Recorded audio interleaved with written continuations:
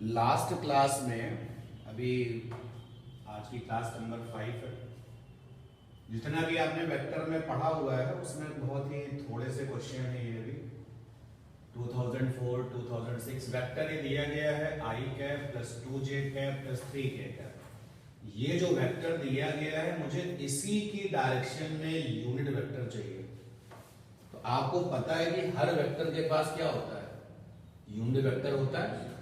और आपके पास में फंडा था, क्या फंडा था? फंडा था कि यूनिट वेक्टर बराबर वेक्टर और नीचे क्या लिखते थे? वेक्टर की वैल्यू, वेक्टर की वैल्यू। तो हमारे वेक्टर का नाम ए है, इसके यूनिट का नाम क्या होगा? A cap. और ये वेक्टर ए, नीचे वेक्टर की वैल्यू। तो आपके पास में वेक्टर ए बराबर है i plus 2j plus 3k। इसकी वैल्यू कितनी होगी? अंडर रूट i के साथ वाली वैल्यू का स्क्वायर प्लस j के साथ वाली वैल्यू का स्क्वायर प्लस k के साथ वाली वैल्यू का स्क्वायर। ये आ जाएगा कितना? 3 3 जा 9, 9 और 4 13 और 1 40। ये तो पिछली क्लास में जब डायरेक्शन कोसाइन बताए थे तो बताया था अगर कोई वेक्टर i और j और k में लिखा जाता है तो उसका परिमाण मैग्नीट्यूड कैसे लेते हैं। तो बस मॉड ऑफ a हो गया नीचे,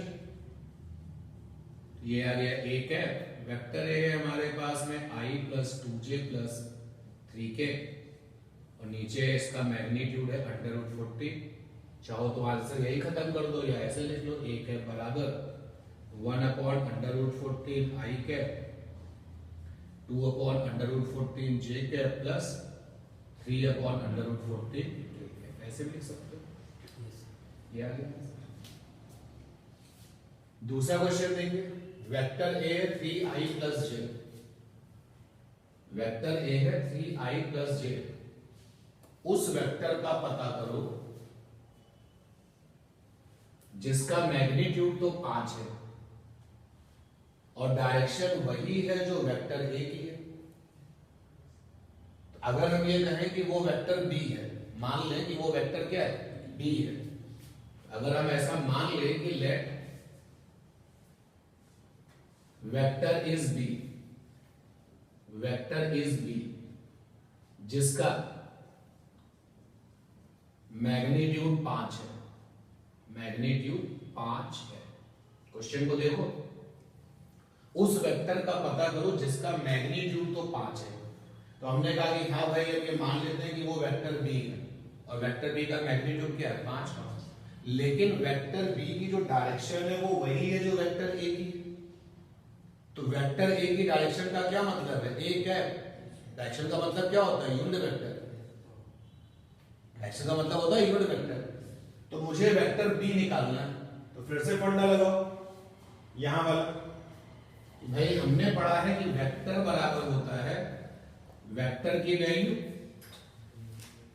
और साथ में क्या पढ़ा है? Unit vector. अरे इसी रिजल्ट को हमने बस क्रॉस मल्टीप्लाई करके लिखा हुआ।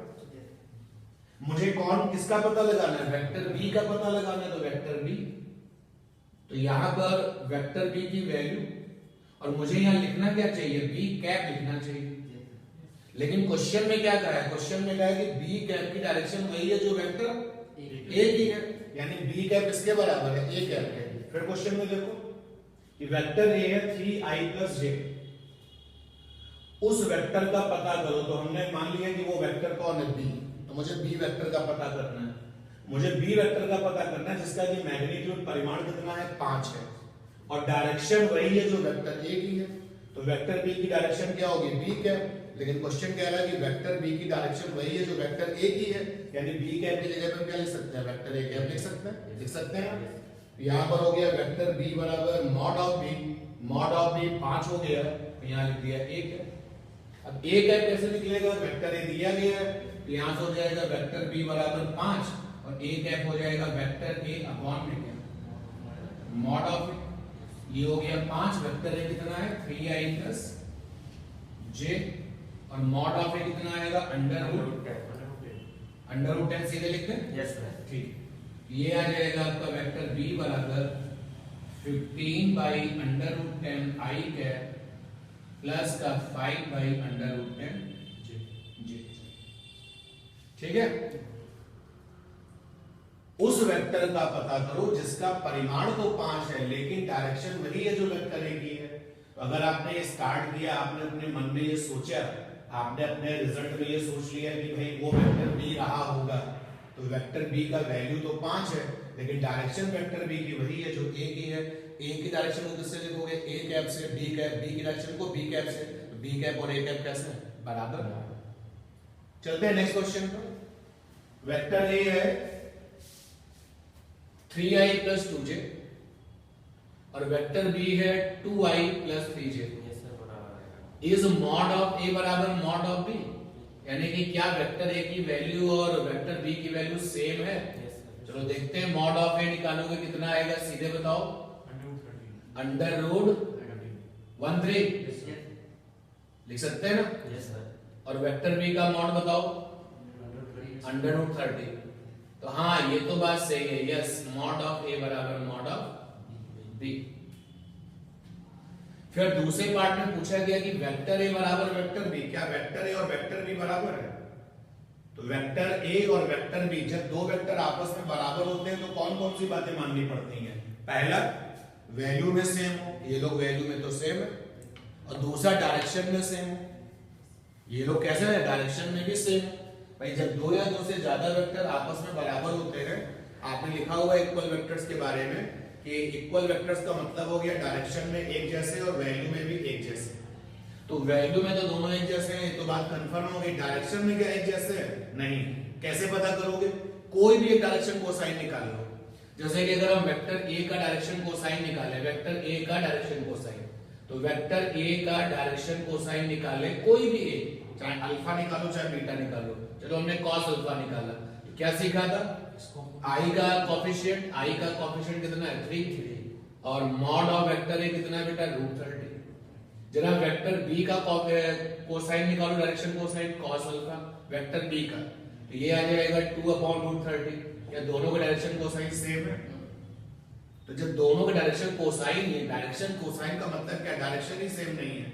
भाई ये वाला जो ए वाला वेक्टर है वो एक्स एक्सिस से अलग एंगल बना रहा है और बी वाला वेक्टर एक्स एक्सिस से अलग एंगल बना रहा है, तो डायरेक्शन में एक जैसे हो सकते हैं? नहीं। इसलिए दूसरे वाले पार्ट का आंसर हो गया कि वेक्टर ए और वेक्टर बी बराबर नहीं है। समझ पाए ना बात को? वैल्यू में तो सेम है, डायरेक्शन में भी सेम होने चाहिए। अब तुम डायरेक्शन निकालोगे कैसे? क्या तुम्हारे पास तरीका है? तुम्हारे पास में तीन डायरेक्शन कोसाइन होते हैं, cos alpha, cos beta, cos gamma.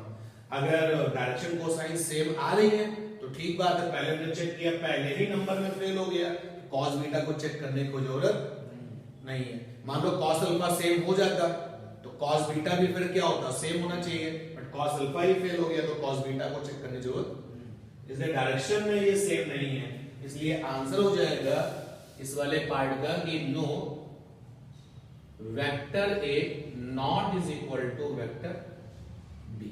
ठीक है ये बात। चलते हैं यहां पर P वाले बिंदु के निर्देशांक are 2 points in the space. ये बात समझ पाए? ये P और Q नाम के दो पॉइंट है जो स्पेस में है। स्पेस का मतलब हो गया कि जिनका x coordinate, y coordinate, z coordinate तीनों जिंदा है। अगर किसी के तीनों निर्देशांक जिंदा है, तीनों ही हैं, x वाला भी, y वाला भी, z वाला भी, तो कहा जाता है कि वो किसमें है? फ्री स्पेस में है। तो P वाले के निर्देशांक आपको दिए गए 1 2 -3, Q वाले के निर्देशांक दिए -1 -2 1। तो डायरेक्शन रेशियो चाहिए था, और कौन सा वेक्टर है? PQ। तो पिछली वाली क्लास में आपको बताया था कि जो डायरेक्शन रेशियो होता है किसी भी वेक्टर का, यहां पर डायरेक्शन रेशियो मुझे PQ का चाहिए, तो मेरे पास फंडा था, ब्रैकेट बनाते थे और लिखते थे x2 - x1, फिर कॉमा लगा देते थे, लिखते थे y2 - y1, फिर कॉमा लगा देते थे, लिखते थे z2 - z1। अब देखिए, जब बात होगी P से Q, वेक्टर P से चलेगा Q पे खत्म होगा, तो ये P वाले Q वाले जो है वो क्या बनेंगे? फाइनल। और P वाले क्या बनेंगे? इनिशियल। इनिशियल वाले बिंदु के निर्देशांक और फाइनल के निर्देशांक। तो ये आपका बनेगा x2 कितना आ जाएगा? x2 में -1 आएगा, x1 में कितना आएगा? 1 आएगा, y2 में कितना आएगा? -2, y1 में कितना आएगा? 2, z2 में कितना आएगा? 1, और माइनस में z1 जब लिखोगे तो +3 बना देगा। बोलो भाई। तो यहाँ पे डायरेक्शन रेशियो आ गए -2, -4, 4। ये तो हो गया डायरेक्शन रेशियो। अब क्या चाहिए? डायरेक्शन कोसाइन चाहिए। तो डायरेक्शन कोसाइन निकालने का जो तरीका है वो अप्लाई करेंगे, आंसर आ जाएगा।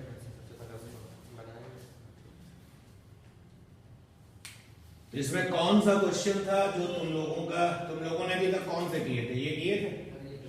ये सही है आपका? अब सही है, अब समझ गए ना? दूसरा वाला कितने लोगों का सही है? तुम्हारा सही है, और बाकी लोगों का नहीं। चलो जिसको नोट करना है नोट कर सकते हैं।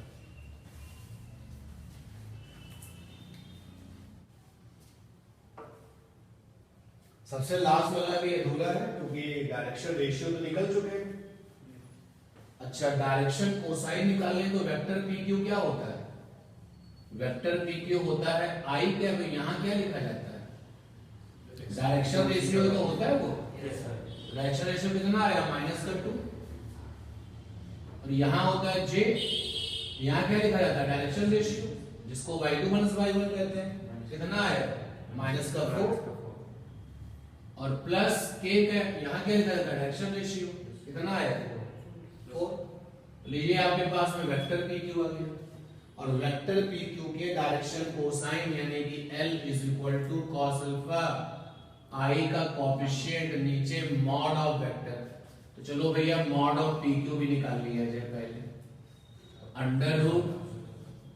√-2 का स्क्वायर -4 का स्क्वायर +4 का स्क्वायर, तो 32 हो गया। 32 और 4 36, और 36 का आ जाएगा 6। यहाँ पे आ गया 6 यानी -1/3। m बराबर cos बीटा, j का कोएफिशिएंट अपॉन -2/3, n बराबर cos गामा 4/6। कितना आ गया? 2/3। तो डायरेक्शन कोसाइन एलिमेंट कितने आ गए? -1/3, -2/3 और 2/3। मिल गया ना? यही तो फार्मूला था डायरेक्शन कोसाइन करने का, निकालने का। सर यहाँ वेक्टर निकाला है। कहां पर? सर ये वाला है। ना देखो क्या लिखा है? किसी वेक्टर के डायरेक्शन रेशियो क्या है? तो जब हमें पता चल गया कि हमारा वेक्टर P से Q मिलेगा, तो P से Q जब वेक्टर मिलेगा तो Q क्या बनेगा? फाइनल। Q बनेगा फाइनल और P क्या बनेगा? इनिशियल।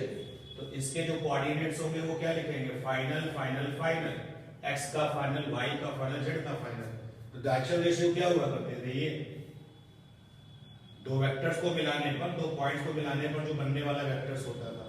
x2 का मतलब क्या है? फाइनल वाला x। x1 का मतलब क्या है? इनिशियल वाला x। y2 का मतलब क्या है? फाइनल वाला y। इनिशियल का मतलब क्या है? y1 का मतलब क्या है? इनिशियल वाला y। सिमिलरली तो बस केवल ये बताने की कोशिश की गई है कि जिसके ये डायरेक्शन रेशियो हैं उस वेक्टर का नाम क्या है? PQ। वेक्टर PQ तो ये निकाला गया। ये देखो, समझ पा रहे हो ना बात को? जरा इस क्वेश्चन को भी देखो पहले आप। पॉइंट A और पॉइंट B के पोजीशन वेक्टर्स दिए हैं 2i cap plus 3j cap plus 4k cap और 4i cap plus j cap minus का 2k कैप रेस्पेक्टिवली।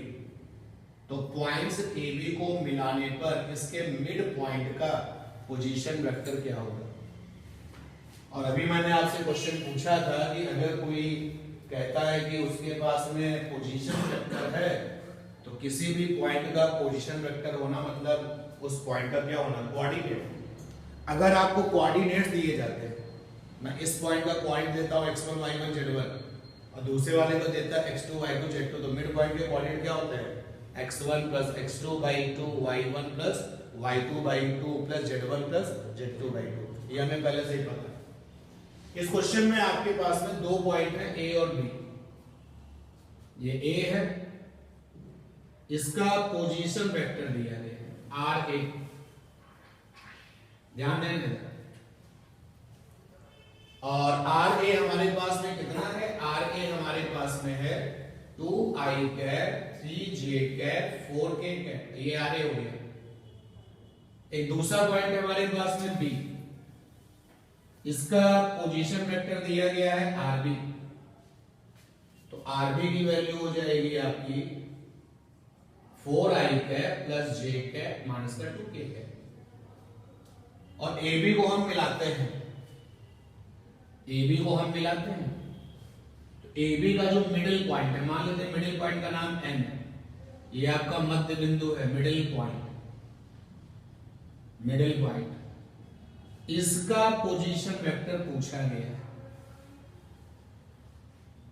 तो मैं आपसे जो कह रहा हूं वो ये कि अगर तुम्हें A के निर्देशांक पता होते हैं x1, y1, z1, और B के भी तुमको निर्देशांक पता होते हैं x2, y2, z2, तो मिडिल पॉइंट के निर्देशांक तो निकाल लेते हैं ना, x1 plus x2 by 2, y1 plus y2 by 2, z1 plus z2 by 2, ऐसे ही तो निकालते। लेकिन यहां पर आपको ए के पोजीशन वेक्टर पता है और बी के भी पोजीशन वेक्टर पता, निर्देशांक भी तो ऑटोमेटिकली पता हो गए। भाई ए के पोजीशन वेक्टर हैं 2i 3j 4k, इसका मतलब A का निर्देशांक कितना है? 2, 3, 4, हाँ या ना? Yes sir. और B का पोजीशन वेक्टर ये है, तो B के निर्देशांक कितने हैं? 4, 1, -2, ठीक है। तो ये n जो मिडिल पॉइंट है इसके निर्देशांक कितने होंगे? तो जब आप लिखोगे x1 प्लस x2 बाई 2 तो कितना आएगा 3, और y1 प्लस y2 बाई 2 कितना आएगा 2, और z1 प्लस z2 बाई 2 करोगे कितना आएगा? तो मिडिल पॉइंट के निर्देशांक आ गए। तो मिडिल पॉइंट के निर्देशांक अगर आ गए तो पोजीशन वेक्टर क्या होगा? पोजीशन वेक्टर हो जाएगा फिर से xi cap yj cap plus zk cap.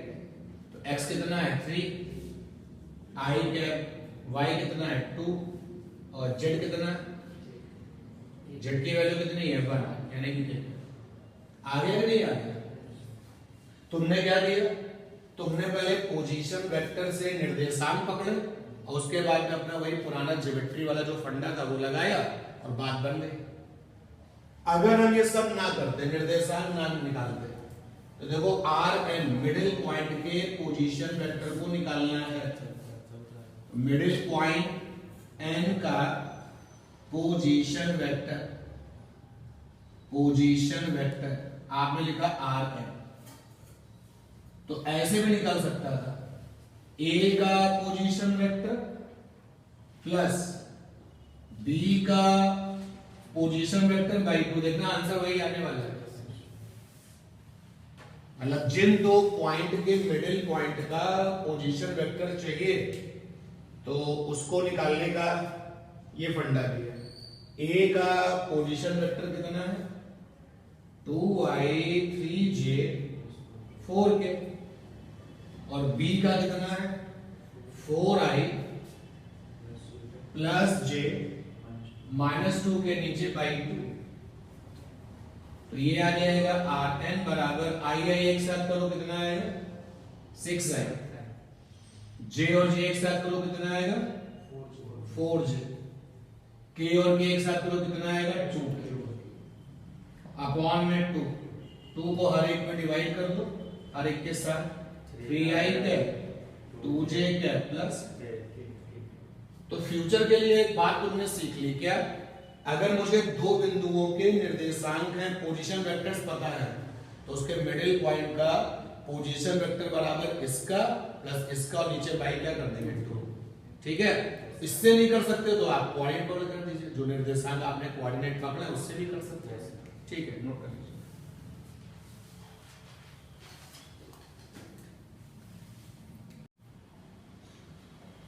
Next question है वेक्टर ए। अच्छा, नेक्स्ट क्वेश्चन हम पढ़े इसके पहले आपने इस क्वेश्चन से कुछ सीखा कि नहीं सीखा?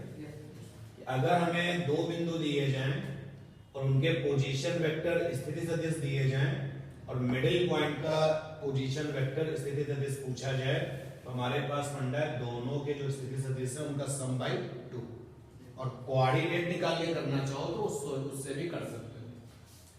अब इस वाले क्वेश्चन में वेक्टर ए दिखाई दे रहा है, क्या दिया है 2i प्लस 3j माइनस का 3k, वेक्टर बी है 3i माइनस का 2j प्लस का k है, और वेक्टर सी बराबर है i plus j plus k।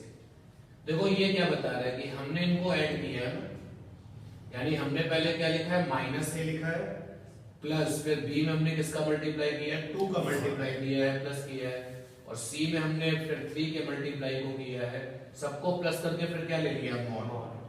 तो सबसे पहले जो क्वेश्चन कह रहा है वो काम किया जाए। पहले माइनस ए, तो माइनस ए कितना मिलेगा, माइनस से मिल जाएगा माइनस का 2 है, माइनस का जे प्लस का 3। भाई वेक्टर ए दिया हुआ है तो माइनस से कैसे मिलेगा, नेगेटिव से मल्टीप्लाई कर दो। फिर देखो 2b कैसे मिलेगा, इसी b में 2 से क्या करें, मल्टीप्लाई करें, तो 2b मिल जाएगा, इधर भी 2 से मल्टीप्लाई, उधर से मल्टीप्लाई, 6 4 2, ये आ गया 2। और 3 से कैसे मिलेगा, तो मतलब 3 से मल्टीप्लाई कर दो, 3 से ये आ जाएगा 3i के 3j के और t के क्या, सबको ऐड करने को कहा जा रहा है तो ऐड कर दिया जाए। इधर लेफ्ट हैंड में हो गया माइनस ए वेक्टर प्लस का 2 बी वेक्टर और प्लस का 3 सी वेक्टर, सब आई वाले ऐड कर लो तो 6 और 3 9 से 2 गया 7 आई के, जे वाले करोगे तो कितना आ जाएगा, माइनस का 2 जे के, और के वाले 3 3 6 और 2 8 के है, ये तो हमने ऐड कर लिया। फिर देखो मॉड लगाया गया है, तो जब मॉड इधर भी लगेगा तो इधर भी मॉड लग जाएगा, इधर मॉड लगा इधर भी मॉड लग गया।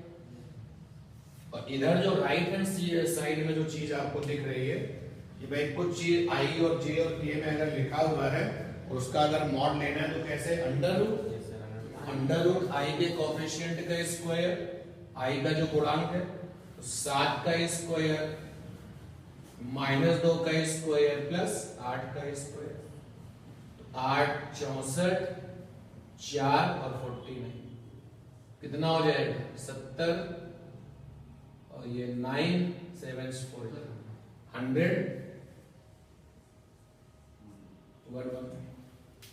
190 आया नहीं आया, नहीं कुछ गलत कर दिया, 64 और 4 68 मैंने 117 है, ठीक है। अभी भी कैलकुलेशन देख लेंगे, रूट 117 आएगा, अंडर 117।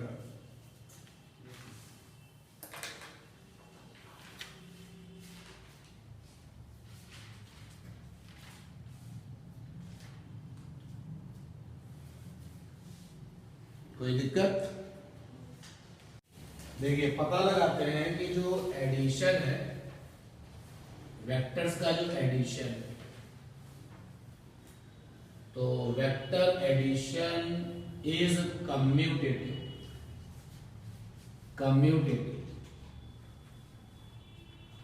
ये हेडिंग समझ लो, ये क्वेश्चन समझ लो।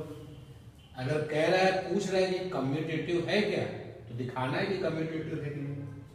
कम्यूटेटिव का मतलब हो गया क्रम विनिमय। तो क्वेश्चन है यहां पर वेक्टर का योग क्रम विनिमय नियम मानता है कि नहीं मानता है, मानता है, ये सीखना है। अगर आपसे पूछ लिया जाए कि जो वेक्टरों का एडिशन है क्या वो कम्यूटेटिव लॉ को फॉलो करता है क्या, क्रम मतलब ऑर्डर बदल देने से, जैसे 7 + 2 = 9, 2 + 7 = 9, तो 7 और 2 क्या अदिश है, अदिश तो क्रम विनिमय नियम को मानता है, क्या सदिश भी मानता है, ये प्रूफ करना है, मतलब सीखना है। अभी नो और यस मत बोलो, अगर मानता होगा तो दिख जाएगा, नहीं मानता होगा तो भी पता चल जाएगा। तो सीखते चलिए, मान लेते हैं कि हमारे पास में वेक्टर ए ये और ये वेक्टर बी, तो पहले हमने a + b निकाला, तो कैसे निकाला भाई, डायग्राम बना करके। सबसे पहले a को लिया,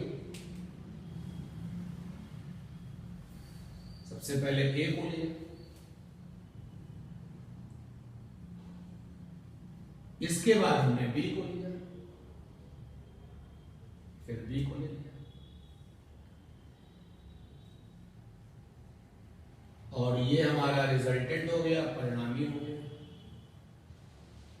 हमने कहा ये जो रिजल्टेंट है आर वो है ए प्लस बी। पहले हमने लिया है किसको, ए को, बाद में किसको लिया है, बी को। अच्छा, आप में से किसी ने पहले बी को लिया और बाद में किसको लिया, ए को लिया। पहले बी को लिया और बाद में किसको लिया, ए को। तो बी प्लस ए निकाला। तो पहले लिया बी को, पहले बी को लिया,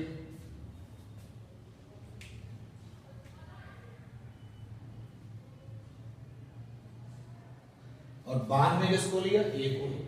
और कॉम्बिनेशन कौन कर रहा है, रेक्टल। ये लिया पहले, बाद में ए को लिया। तो इनके लिए जो रिजल्टेंट है वो ये, चलो मान लिया आर डैश है। आर डैश की वैल्यू क्या हो जाएगी, बी प्लस। बहुत ध्यान से देखना चीजों को। पहले वाले डायग्राम में ए का हेड है और बी की टेल है। फर्क देखना, पहले वाले डायग्राम में हेड किसका है, ए का, और टेल किसकी, बी की।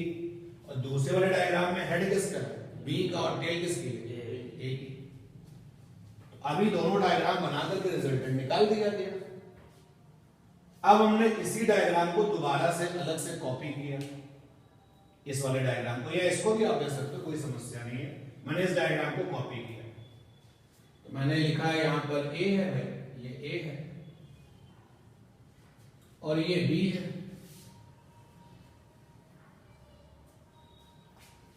और ये रहा आप, ये आर आ गया। अब हमने क्या किया कि इसी के पैरेलल, यानी बी के पैरेलल यहां पर एक वेक्टर बनाया, बी के पैरेलल एक वेक्टर बनाया हमने। तो बी के पैरेलल एक वेक्टर बना देते हैं, यहां पर डॉट में बनाते हैं, जिससे कि आपको दिखाई दे ये हमने बनाया है बाहर में। तो बी के पैरेलल एक वेक्टर बनाया मैंने, डॉटेड।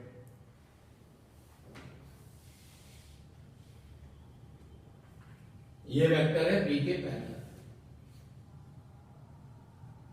और साथ ही साथ वैल्यू में भी बी के क्या है, बराबर है। और ए के पैरेलल एक वेक्टर यहां बनाया, ये मैंने ए के पैरेलल बनाया।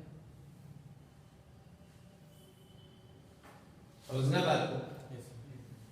ये जो डायग्राम था ये एक बार फिर से कॉपी किया यहां से, इसी के जैसा एक वेक्टर यहां बनाया, जो कि इसके जैसा था तो बी लिखा, और इसके जैसा एक वेक्टर ये बनाया जो कि इसके जैसा, तो यहां पर ए लिखा। जरा देखो डॉट वाली पिक्चर, देखो ध्यान से, डॉट वाली पिक्चर। डॉट वाली पिक्चर में ये बी है और ये ए है, और यहां देखो ये बी है और ये ए है। इसका रिजल्टेंट क्या लिखे बैठे हो, आर डैश। जरा देखो आर डैश यही तो होगा, नहीं होगा? तो मैंने प्रूव कर दिया कि भैया आर डैश और आर क्या है, दोनों एक ही हैं। यानी कि एडिशन ने क्रम विनिमय नियम का पालन किया। समझे बात को कि आर डैश और आर क्या है, दोनों एक ही चीज है। तो यहां से प्रूफ हो गया कि आर बराबर है आर डैश, तो ये आ जाएगा a प्लस बी बराबर क्या है, b प्लस ए। अगर पूछा जाए कि क्या सदिशों का योग क्रम विनिमय नियम को मानता है, पालन करता है, अब आपका आंसर किसमें होगा, यस है। और कोई पूछे जरा दिखाओ, डिस्कस करके बताओ कैसे, तो पहले हमने दो वेक्टर लिए, दो से ज्यादा भी ले सकते थे, ठीक है ना, लेकिन दो वेक्टर लिए हमने, और पहले हमने ए के साथ बी को जोड़ा, ये पिक्चर बन गई, और फिर बी के साथ ए को जोड़ा, ये पिक्चर बन गई। हमने इसी पिक्चर को कॉपी कर लिया ये। अब इसी के जैसा एक वेक्टर यहां बनाया, डॉटेड में इसलिए बनाया क्योंकि आपको नजर आए कि हमने क्या किया। इसके जैसा एक वेक्टर यहां बनाया, तो ये बी की हेड और ए की टेल मिल गई। ये देखो ये सिचुएशन है ना, और इसका जो रिजल्टेंट है वो कौन है, आर डैश। तो ये बी और ए का जो रिजल्टेंट होगा आर डैश। तो देखो ए और बी का रिजल्टेंट ग्रीन पेन से है आर, और ये आर है, दोनों एक ही तो है ना, दोनों एक ही तरफ चल रहे हैं और एक ही जैसे भी है। प्रूफ हो गया कि आर डैश और आर कैसे हैं, एक जैसे। हो गया प्रूफ। तो पहले आप अपना पेंडिंग काम कर लीजिए, उसके बाद यहाँ आइए।